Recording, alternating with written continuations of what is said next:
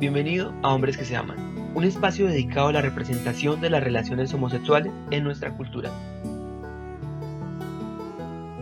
En este video comentaremos la noticia del Vaticano respaldada por el Papa Francisco sobre sus declaraciones acerca de negar su bendición a las parejas homosexuales. Nos referiremos al sentido bíblico y religioso que les hace tomar esa postura y si es posible ser cristiano y al mismo tiempo homosexual.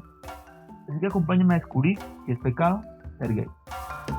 Aviso. El siguiente video realiza una interpretación y cuestionamiento de la misma doctrina bíblica en el tema sexual, por lo que si tu fe es muy dogmática, deberías proceder con cuidado a continuar viendo. La respuesta de la Iglesia.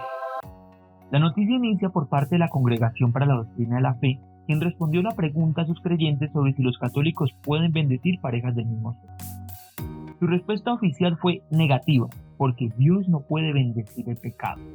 Iniciamos con esto para entender el pensamiento religioso con respecto a su postura de la sexualidad. Adán y Eva. Partimos del mito creacionista del Génesis en que Dios creó al hombre y mujer a su imagen y semejanza. Y los bendijo Dios y les dijo: fructificad y multiplicad. Génesis 1:28.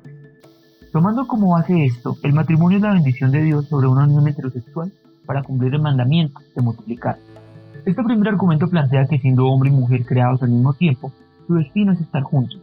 Sin embargo, hay una indistinción entre sexo y orientación sexual, puesto que asumen que así está dictada, cuando del mismo modo ya estaba creado el hombre y la mujer, y las parejas homosexuales también podrían darse, respectivamente. Pero el matrimonio bíblico también ha mencionado ejemplos extraños acerca de modelos no tradicionales de esta doctrina, tal como el caso del incesto, puesto que los hijos de Adán y Eva tuvieron relaciones entre ellos para cumplir el mandamiento, ya que eran la única familia, así que se intuyen relaciones entre primos, tíos, hermanos y abuelos.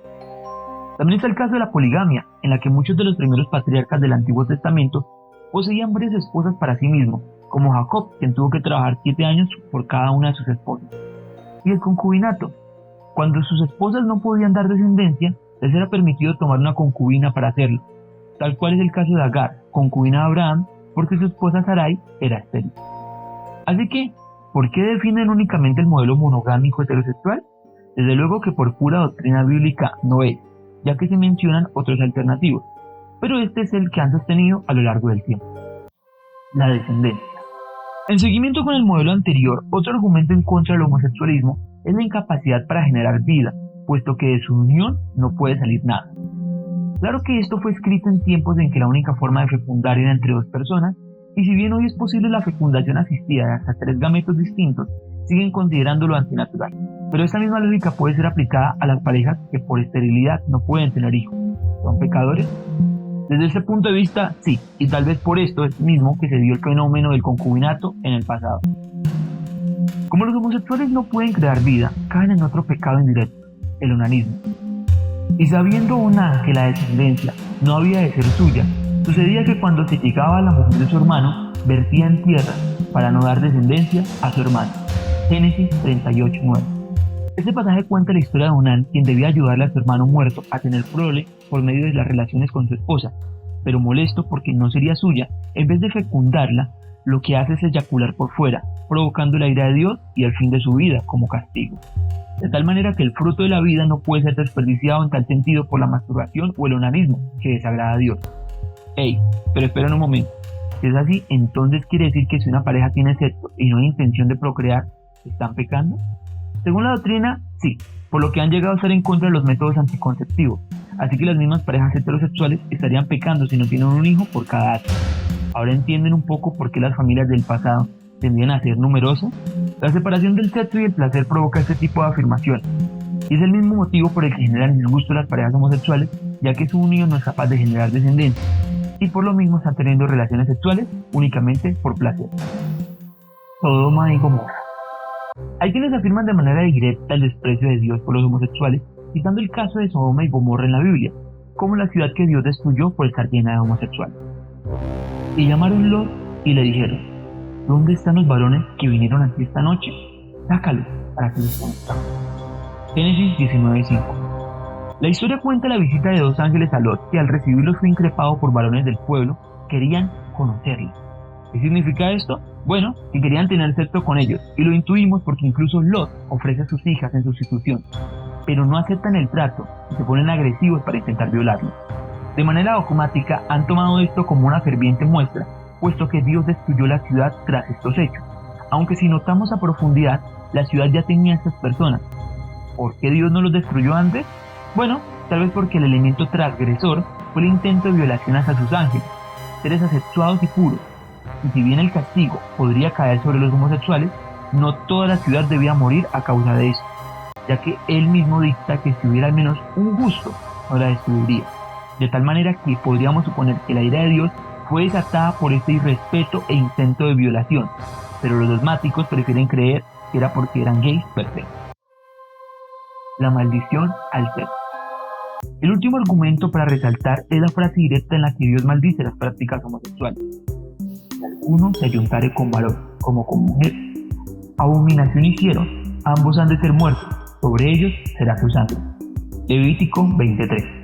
El libro de Levítico está escrito como un manual de santidad interpuesto para el pueblo judío y sus normas por cumplir para un pacto asegurado con Dios. La mayoría de sus citas tienen el sentido de jurisprudencia y es normal que se cite a Dios como una autoridad divina para avalar sus mandatos.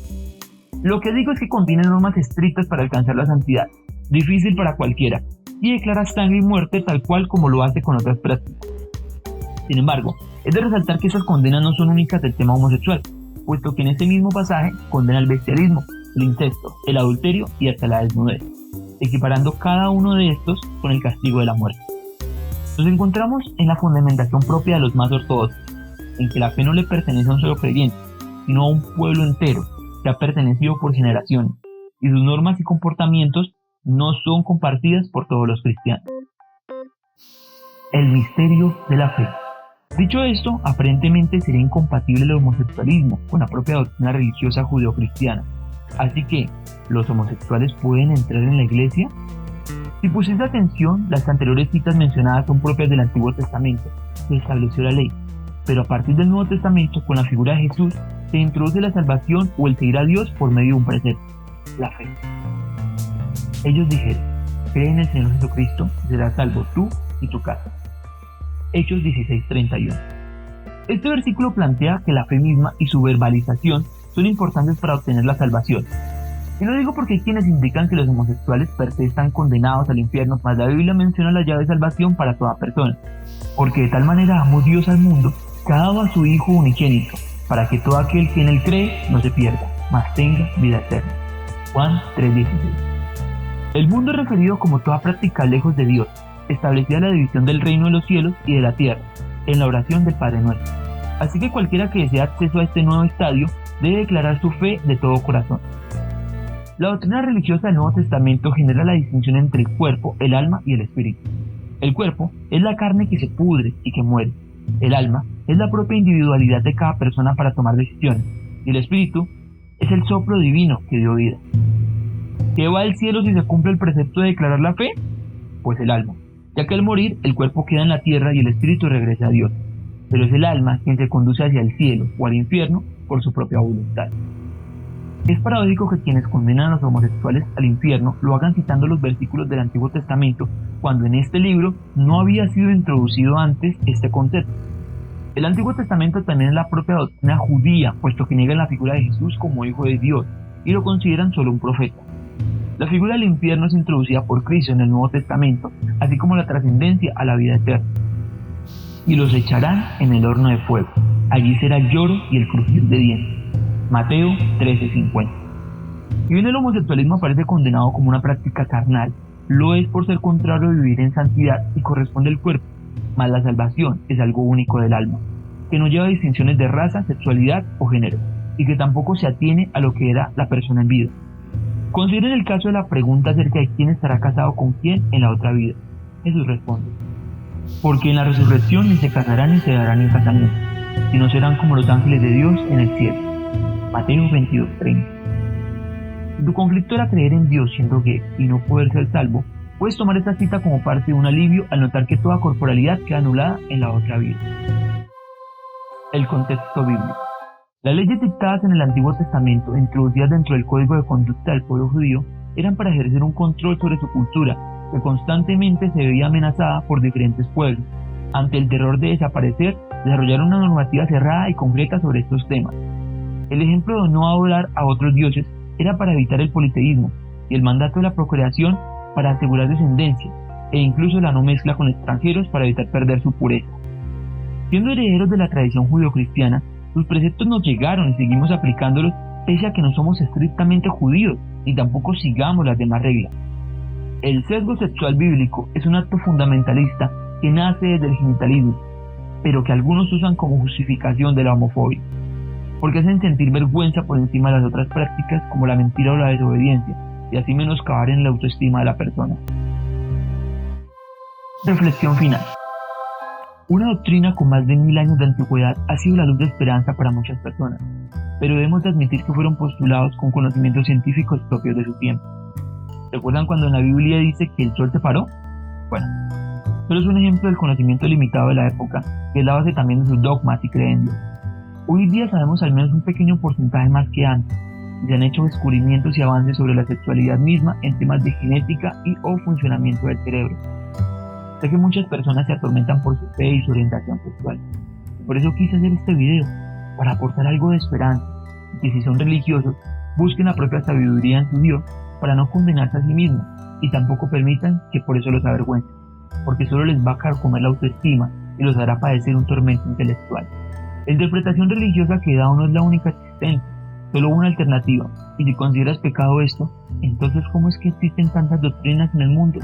Mi visión, lejos de ser la absoluta, es una que complementa el mensaje cristiano del Nuevo Testamento, así que siéntete cómodo con tu sexualidad y tu fe, y más bien preocúpate por cómo ejerces cada una.